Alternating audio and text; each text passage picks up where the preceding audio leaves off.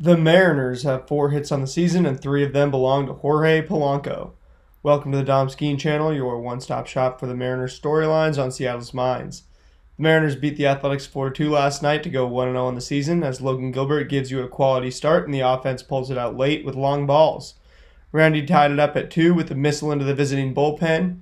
Luke Raley walked, and Jorge Polanco put the ensuing 2-2 pitch into the batter's eye to earn the opening day victory for the M's. Polanco finished 3 for 3 with a homer and a walk as the main bright spot, and a mixed offensive performance overall for the team. The offense looked ugly for 6 innings, yet saved it in the final 3. On one hand, you carried the same problems that have plagued the team in recent years in an ugly plate approach.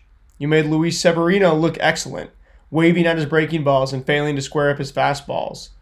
Far too little contact that prevents us from winning ball games, let alone reaching our full potential, has been our downfall far too many times in recent years, and we're going to need to see a lot more going forward to quell this problem.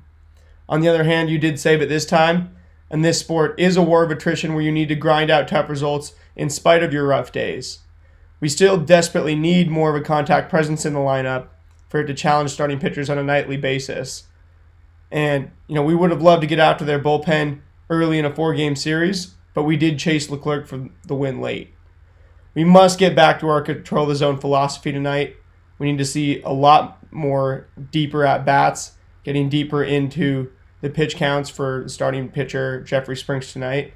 We need to chase that guy, around 4 or 5 innings. He's going to be, he's a strikeout artist. That's what he's going to be going for. So you're going to be needing to extend those counts, try to make him push for the strikeout, and then take advantage of mistakes.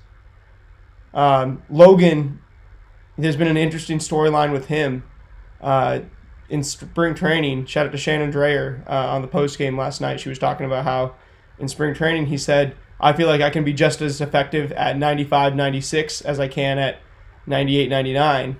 And based on what we saw last night, that's absolutely true. Not only did he get 8 strikeouts in 7 innings, only allow the 2 hits, all the damage really coming from that one long ball from Tyler Soderstrom. But other than that, the fact that he was able to generate, so many swinging strikes, whiffs. The one thing that I will say, he wasn't able to locate his breaking ball early. He wasn't able to keep his splitter up. It was basically just a 3-pitch approach. We've seen 2-seamer from him in the past, a changeup and a curve, but none of those were thrown last night. It was just a 4-seamer, the slider, and the splitter. A lot of the splitter. The splitter and the slider were, I'd say, equal usage as the secondaries, playing off of that 4-seam fastball, which was more in the 95, 96 range, dipped more in the 94 range in the later innings. He did get hit, and it looked like he got hit in the pitching arm, so we were warming guys up early. I think it was Bizardo we were warming up, and he didn't come in. Logan still ended up going deep, getting you the quality start. But I'd say that there's absolutely nothing to worry about with his velocity. The only thing to worry about would be if his arm got hit and there was, further, MRIs, or X-rays showed that there was some sort of long-term injury, some sort of bone bruise. But I'm more encouraged for his long-term health by the fact that he can limit his own velocity and yet still produce consistent results. You got to pay that man. If you're the Seattle Mariners, like I said, his price is only going to go up with each start. So we don't want to get into arbitration with this guy. We just want to extend him, and this is an ace that anybody's going to back up the Brinks truck for in free agency should he make it that far. On defense, there was some great plays like JP's to end the game. I really liked a few of those Ryan Bliss diving stops that he had, the agility that he has. I like infielders with a low center of gravity. I think seeing Rowdy in the starting lineup showed you that Perry Hill likes that as well. We all thought Luke Raley was going to earn that opening day start at first base, but if Perry Hill thinks that Rowdy is further along than Luke Raley at this point at first, that says, I'd say, more about Raley than it does about Tellez, because you kind of know what you're getting with Tellez. But Raley at first base, a little bit more of an unknown quantity. We all see the athleticism and we're encouraged. It's going to be interesting to see this year. Do we end up favoring the Luke Raley types, the Dylan Moore types, the long infielders, they're going to take a little bit more work. Or are we going to plug the guys in like Bliss, Tellez, who, have a lower center of gravity, and I'd say just there's a better, a little less, lower ceiling, but a higher floor. Nothing alarming yet. A few minor mishaps, and nothing really in the outfield worth mentioning. Julio had a nice little sliding grab. Bullpen, it was back to business. Obviously, Tyler Soderstrom hitting a double dong, that's not going to happen every day. That's the type of thing that, even though it happens game one, it's going to play a bigger role in people's minds than it would if it happened, in game 61. So I don't expect that, the A's now have an extreme power hitter in their lineup with Tyler Soderstrom, and I don't expect, the bullpen, to give much up in those late innings. Now, there is one more thing I want to say about opening day. It was excellent going. I did meet Mariner Mojo. Shout out to him. Shout out to them. They've got an excellent pod that I've seen a few times, not as much as I'd like to, but met them at Victory Hall before the game. We got a picture with the Trident, Jack and I did, as you can see in the thumbnail.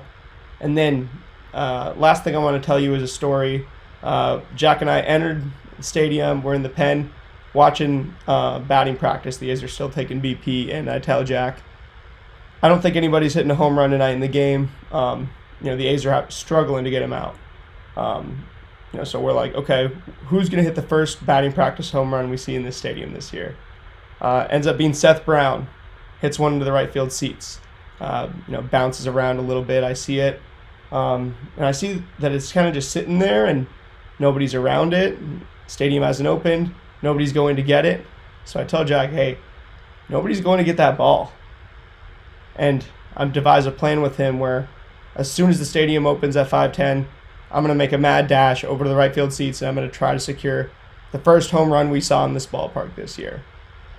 Long story short, we get up, we're waiting right at the top of the center field stairs to get into the stadium.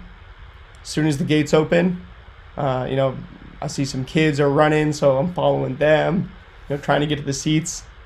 I get there, and it's there. So right here, we're on the board.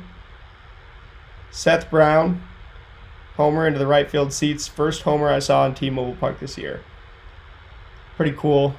We do know, the MLB changes the balls up every year a little bit. So I know they do use the old year's balls in batting practice, though. So this could not be, 2025 new baseball. Maybe they didn't change them much this year, but I know that's always a fun thing to theorize about, especially in fantasy baseball circles and whatnot. But basically, we're on the board. First home run I saw this year. And that's opening day. We're going into the game tonight. We've only got about 8 minutes till first pitch. You see we got the righty-heavy lineup. Got Solano at first base, and you got Raleigh DHing. I was talking to Jack today. He told me he thinks that's just because he's receiving his Platinum Glove Award. Just, give him a day off behind the plate to get the award. Garver's going to be filling in behind the plate tonight. Then, you got Raley and Tellez out of the lineup, so we're going to see how we do tonight. My one goal for us is to control the zone. I'm going to go score prediction of, I like 6-1. I like us to score a few more runs. I'm going to go Julio to hit a home run. Okay, you know what? I'm going to go Randy on his crossed arms hoodie night. When he gets going, and they come in bunches. So we're going to go with Randy to hit a home run. We're going to go to 6-1 tonight. My last thing I want to do is a comment question, which is something I've been asking people a lot this offseason. Who will lead the Mariners in batting average? Let me know. Give me a prediction in the comments down below, and I will see you guys tomorrow. Go Ems.